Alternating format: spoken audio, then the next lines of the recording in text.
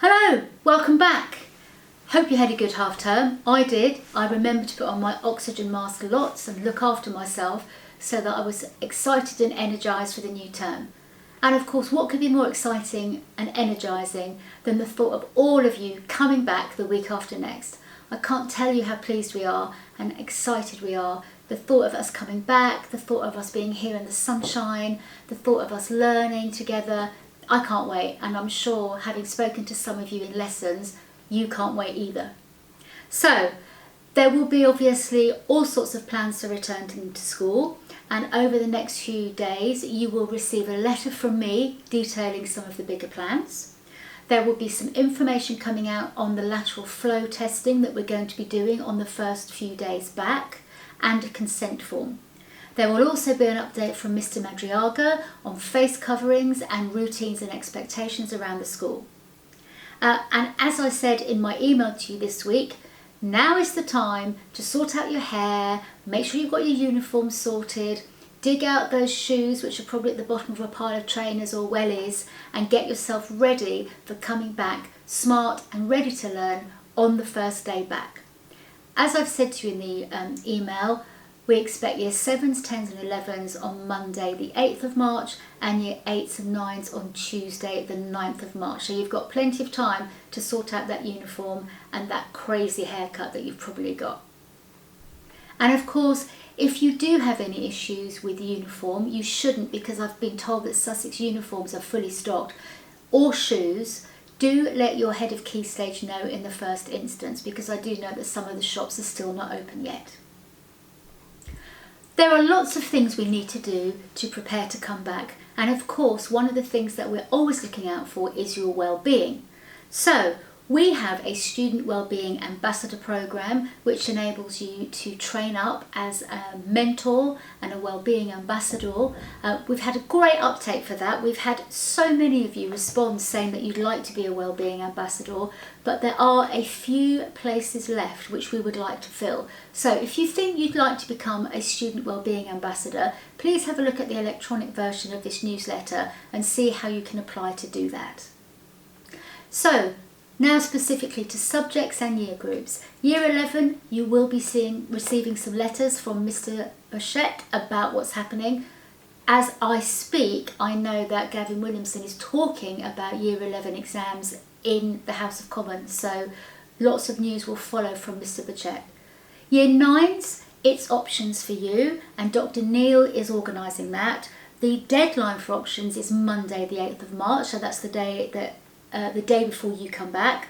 You'll be emailed a Google form, so you should be able to decide on your options. If you've got any problems or you're really stuck, just email Dr. Neil and he'll be able to talk you through. And don't forget that great web page we've got on our website which shows you all the different options and all the different subjects, so that will help you make your choices. Another whole school opportunity, and one of my favourites, Junior Bake Off. We have been contacted by the BBC asking us to encourage students between the ages of 9 and 15 to put themselves forward to be part of Junior Bake Off. Now, I've seen some of the baking that's been going on during lockdown, and I think there are thousands of candidates in the country, but oh my goodness, we've got some candidates here at King's Academy Ringmer.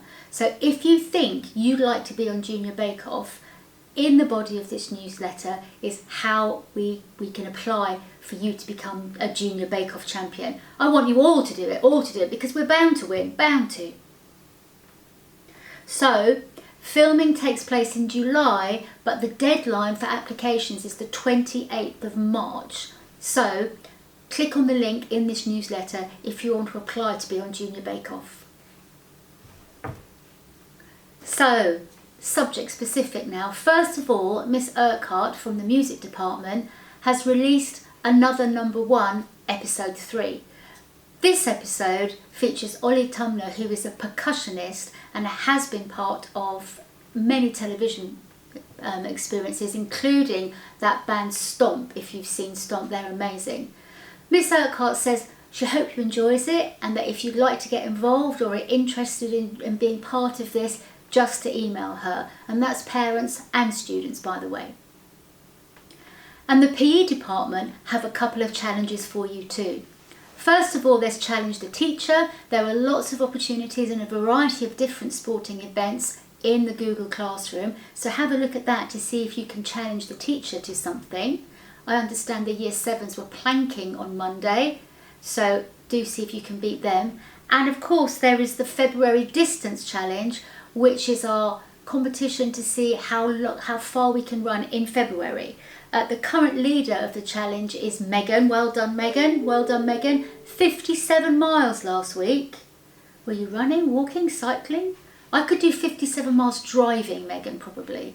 Okay, so if you're interested in any of those PE challenges, go onto the PE Google Classrooms. A message from Marissa Hayes at St Mary's Church in Ringmer. She is the current lay minister and she's talking about the Tree of Thanks. She says it's looking wonderful and she thinks that many of you have been up there to put something on the tree to show your thanks and appreciation, and she'd like to give people one more opportunity before the 8th of March to pop up to the doorway and put something on the Tree of Thanks. She, not I, suggested you went up there to thank Ringmer, your school, the teachers or anybody that you think has helped and supported you during this difficult time. So one last opportunity before the 8th of March. Okay, it's a busy week, so I have got 3 more things to share with you. First of all, East Sussex Libraries have put together an online platform to help and support you with well-being. There are lots of well-being support out there and East Sussex Libraries have joined to help and support you. Once again, if you click on the link in the electronic version of this newsletter, if you would like to have a look at that. East Sussex have also put together an infographic for students who have SEND, and this infographic is all about supporting and helping students who will need a little bit of an extra push with their careers. Everybody should have the same opportunities and everybody should be allowed to get to wherever they want to go in life. So this little bit of extra support for our SEND students is a great resource from East Sussex. Again, have a look in the electronic version of this. Finally, I'd like to talk to you about our safeguarding focus of this week. Now, we've been away from school for a long time and we haven't seen our friends. We might have seen them remotely or talked to them using social media, but it'll be a while before we've seen them. And I think we just all need to remember when we come back to school how we socially interact in school. So I'd like you this week for our safeguarding focus to go onto the ChildNet website and have a look at some of the resources they've put up there to help support people who think they're finding it difficult to make friends, who think they might be being bullied, or how to handle it if you think you are being bullied and you don't know what to do. It's really important that we remember always, if we can't be anything else, we should be kind. So I'd like to end this newsletter this week by saying, remember, be kind. We haven't got long to go now and the summer is out there waiting for us. So have a great weekend. I can't wait to see you in a couple of weeks.